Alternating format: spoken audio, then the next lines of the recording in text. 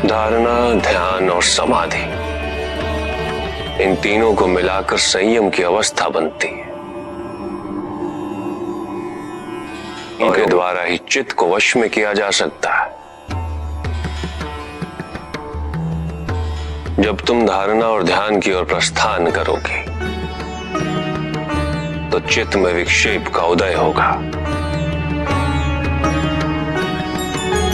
और विक्षेप से मुक्ति के लिए तुम्हें चित्त को एक स्थान पर स्थिर करने का प्रयत्न करना होगा। उसके लिए किसी पदार्थ विशेष या देश विशेष पर ध्यान केंद्रित किया जाता है। योग में देश के दो अर्थ हैं कन्या।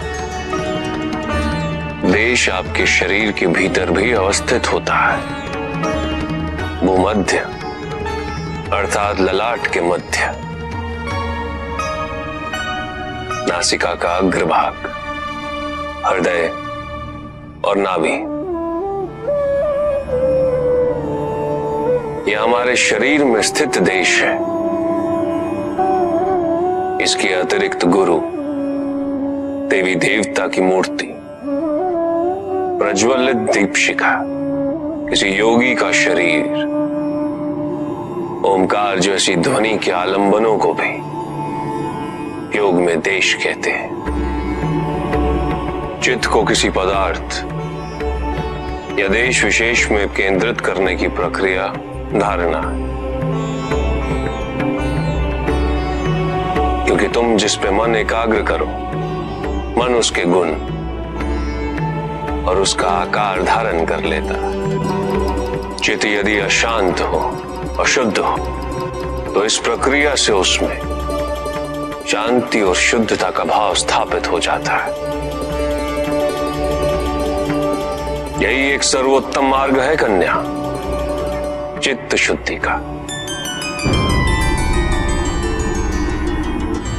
पदार्थ विशेष या देश विशेष का चिंतन करते हुए चित्त तद्रुप हो जाए तो वो ध्यान है।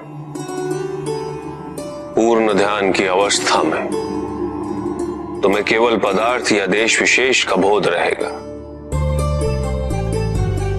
और कोई भी विचार, कोई भी चिंता तुम्हारे मन में स्थान नहीं पाएगी।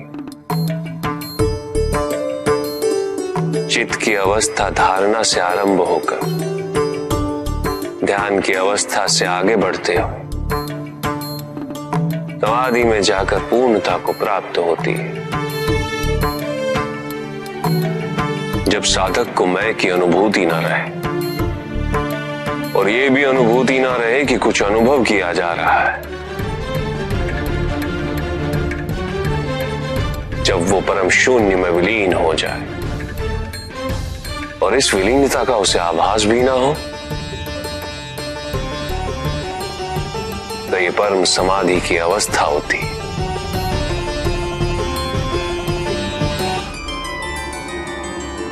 श्वास दर्शन।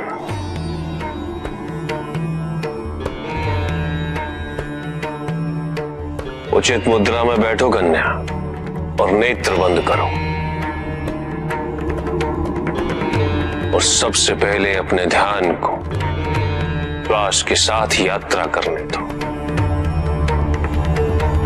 श्वास जब तुम्हारी नासिका में प्रवेश करे उसे भूलो मत कन्या, उसके साथ विचरण करो। ये कहां जा रही है, तुम्हें कहां स्पर्श कर रही है। जब श्वास का अस्तित्व तुम्हें हर क्षण ज्ञात रहे तो धीरे से नेत्र खोलो और सब कुछ भूल कर धारणा और ध्यान की ओर अग्रसर हो जाओ।